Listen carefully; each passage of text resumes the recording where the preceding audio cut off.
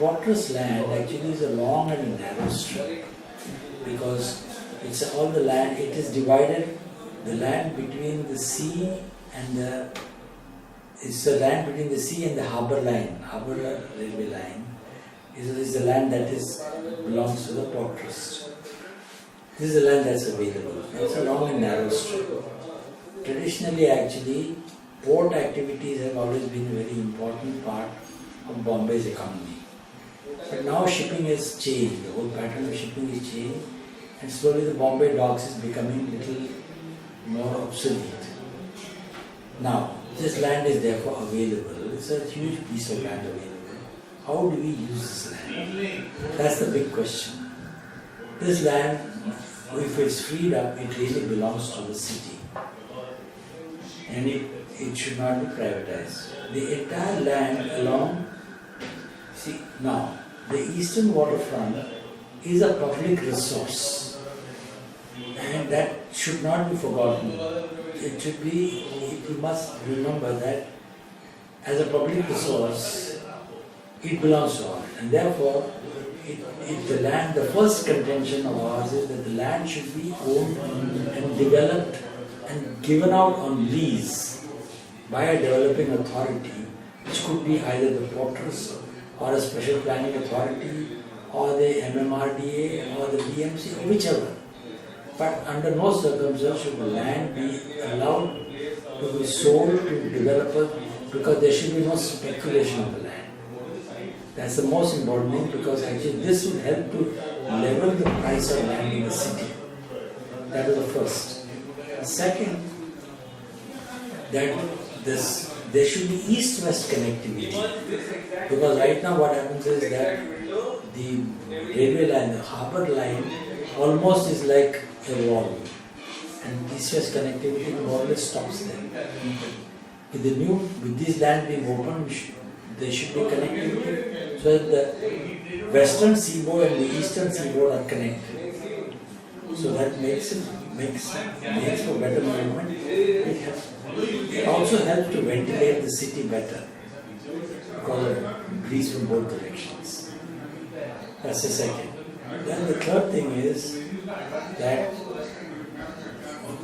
after taking care of this, then we should see that there are actually only 4 or 5 pockets of land which are contiguous, which can be built on.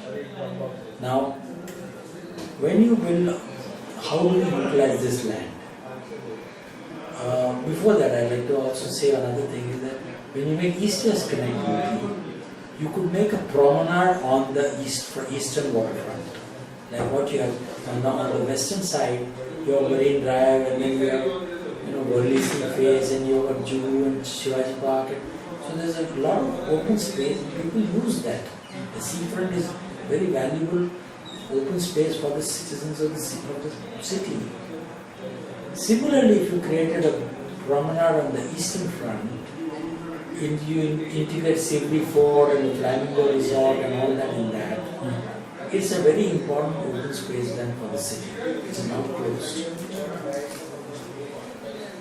Now, how do we deal with the land that is actually available for development? According to me, the bulk of the land should be used for affordable housing. A part of it is to be used for creating livelihoods, and a part of it should be used as an open space, which will help to relieve the congestion in the city, give open space for people in the city. Now there are many methods in which this can be done, or many proportions in which it can be done. That's something that can be worked out, how it can be done. But these are the 4 main things. Now, to put a floating hotel, put a marina, these are all actually, if you ask me, only a fraction of the land should be allotted for that. No doubt they'll help to generate some revenue. But what the city needs is not revenue. There's enough revenue in the city. What the city needs is better living conditions. So that is what. So our entire Studio X program was based on these premises, that the development should be in this manner. Then we talked about housing and how housing should be. we said that first of all, as we said, all the land should be owned by a public institution. All the land should be on lease. The developing authority should develop them into plots which then are sold or leased rather than sold. They are leased out either to cooperative societies or to, and mostly to cooperative societies. So there is no individual ownership, but cooperative societies. The plot sizes then should depend upon the kind of living space rate, and there could be variation in plot sizes and leased out at differential rates. So that was one of the methodologies of doing housing. Because in any housing, to make it affordable, is not bringing down cost of construction alone. It is more important to bring down the cost of land. Because the land component in any housing is a big chunk. So that's a very important issue. So these are the main points on which we conducted that study. Sizable number of people living there. Everybody says they will deprive the livelihood. That may not necessarily be so. Because not all the people who are living there have a livelihood from the portlands. They may be living there and working elsewhere also in the city. So it's important to find out how many actual jobs are lost. And actually indirect jobs related to direct jobs are lost. That's a very important thing. That is to know numbers. That's one. Second thing is, it's a fact that there are certain number of industries that are going to become obsolete. Shipbreaking is going to become obsolete at Darukhana. Now, how do we rehabilitate those people? It's not possible to have a continuation of the same job, but the skills they have could be employed for some other things. So there could be a whole lot of service industries that could be started, or there could be a certain amount of, actually office jobs, or things like that, or IT industry, whatever. So there are some amount of land has to be earmarked for this. That is one. And second thing also I must tell you about the common open space that we talked about. Actually, we don't necessarily have one huge Maidan. First of all, we need to have common ground, not actually manicured gardens, which actually are developed by private sector, maintained by them and become exclusive however only to a few. What we want are big Maidans. But the housing should be also developed like neighborhoods, and each neighborhood should have its own Maidan, which is feasible. So if you do that, that is a good thing. And each of these neighborhoods have within it also some amount of space for service industries. You do not have to actually isolate them into a sort of a zone. That kind of concept is now not really valid anymore. Because most of these industries are non-polluting. Service industries are non-polluting.